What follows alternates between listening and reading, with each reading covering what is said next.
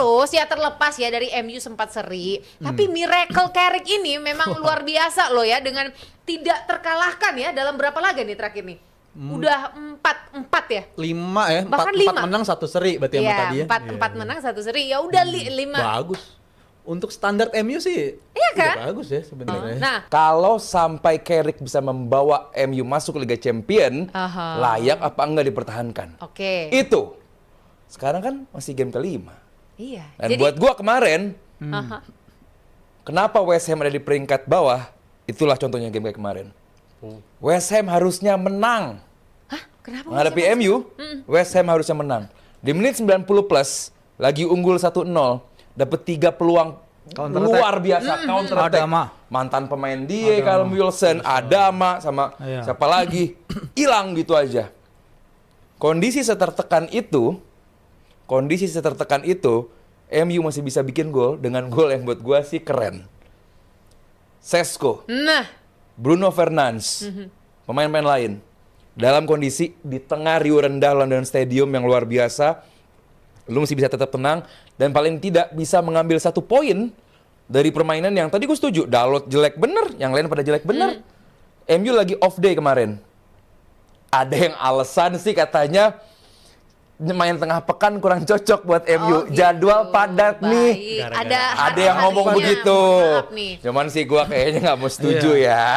Cuma ada yang Pakai alasannya pawang berarti, di pawang. schedule nih. Wah, padahal MU kan mainnya Si kan paling main tengah pekan. pekan. Iya. Iya, nggak Iya. apa-apa, nggak apa-apa. Nggak Cuman apa-apa. buat gua dalam kondisi tertekan itu, lu masih bisa menginjek Fergie time, menginjek mental Sesko time. Sesko Sesko time. time. Udah kedua Iya. kalinya ya. 2 kali. Lawan Fulham ya. Buat gua sih oke. Iya, dia bisa menyelesaikan peluang yang secara angka ekspektasi gol cuma 0,3 apa sekian ya. Dia itu peluangnya susah artinya. Peluang susah tapi dia bisa finishing dengan sangat-sangat bagus ya. Dan ini emang yang dibutuhkan untuk jadi seorang penyerang Man United gitu, bukan tipe peluang yang dan ini Sesko ya kalau dia bisa keep popping up dengan gol-gol penting pada menit-menit akhir laga, ya pasti kualitas dia akan dibutuhkan nih. Bisa jadi Ole baru juga Wih, ya, datang Ole dari bench, banget ya. datang dari bench nyelamatin poin, nyelamatin kemenangan dan si Carrick kan sekarang ngelihat pertandingannya dia kan per 5 laga jadi ya dia bikin blok-blok kecil gitu. Jadi blok pertama ini dia selesaikan dengan hanya 1 hasil imbang. Bagi dia hasil luar biasa. Kita juga harus puji ya Mbeumo bagaimana mengirimkan bola dari sisi kanan ke area berbahaya. Cuman ya lagi-lagi kalau kita bicara momen laga ya sama kayak Palmer tadi bahwa si West Ham ini ada 3 kesempatan ya yang benar-benar mereka seharusnya bisa untuk menerkam Man United, kill the game, dan seharusnya ya nggak usah terlalu overreact terhadap hasil-hasil yang ada, kayak satu hasil pertandingan kayak ngubah the whole narrative gitu. Ini kan pertandingan ini juga jadi rame gara-gara si potong rambut itu kan. Kalau ada orang yang mau nyegat dia di gang terus tahan dia, potong aja rambutnya, udah biarin aja, nggak ada lagi selesain aja saat itu juga udah kelar. Ini nggak ada yang terlalu peduli sama MU dalam 5 game terakhir kalau lihat fixtures ya kan, gue udah bilang dari yang momen Bang Aldi sampai traktir KFC kan. Kenapa I seem to remember gue satu-satunya dukung MU di malam itu.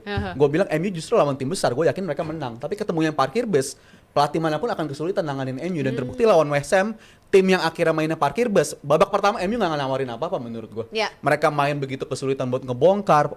Bruno Fernandes yang pemain yang begitu kreatif bisa diandalkan di babak pertama juga nggak begitu kebongkar. Permainan mereka baru bagus pas kapan? Pas mereka ngorbanin pemain belakang untuk pemain depan. Mereka masukin Sesko dan juga mereka masukin Zirkzee. Jadi overload di area tengah dan akhirnya pun nyata cara bongkarnya harus overload. Sekarang kalau lu melihat semalam, kalau lu mau analisa, mungkin jeleknya Carrick adalah tidak menempatkan Brand Mbeumo sebagai CF dan Cunha di kiri. Itu wajar. Itu yang membuat gua lihat aliran bola yang lu bilang tadi di babak pertama sedikit terganggu.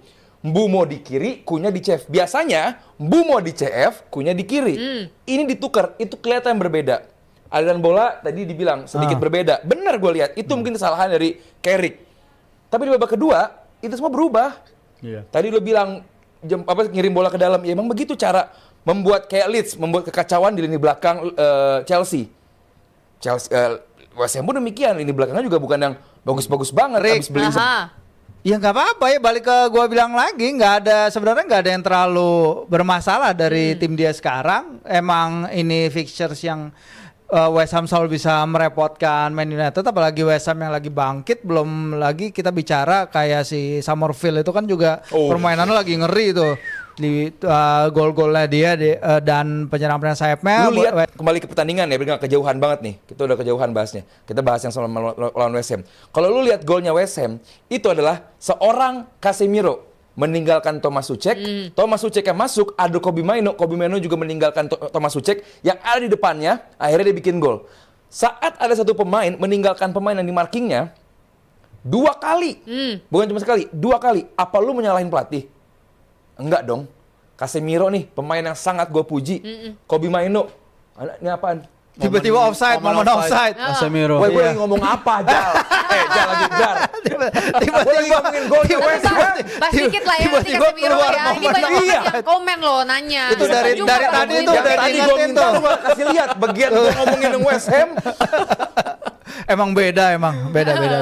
Distraction. Hilang. Kedua pemain itu nggak ada yang markingnya lepas. Lu masa mau nyalahin Michael Carrick?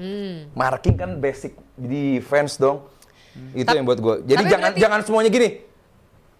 Carrick nggak layak kan. Carrick nggak layak kan. Masih baru dan yang gue lihat progresnya luar biasa. Itu. Jadi kasih proses dulu aja ya. Nah, dengan hasil yang ada sekarang, ini pertanda baik atau buruk buat MU? Pertanda kalau secara objektif ya baik, karena kita lihat standarnya sebelumnya mereka sulit banget buat ngeraih 4 kemenangan beruntun, bahkan 5 game unbeaten itu sulit, dan tipe game kayak kemarin kan mereka ada rewardnya juga lah bagi mereka untuk bisa berani ambil risiko, narik pemain belakang untuk pemain depan, itu reward bagi Carrick dan dia tahu cara memberi reaksi. Tapi yang poinnya adalah ini nggak sustain aja kalau caranya begini terus. Jadi kalau untuk secara bilang baik sih baik, terbukti mereka di peringkat juga masih bertengger di peringkat 4 ya. Tapi kalau untuk kedepannya gue rasa badai bagi Carrick baru akan dimulai nih.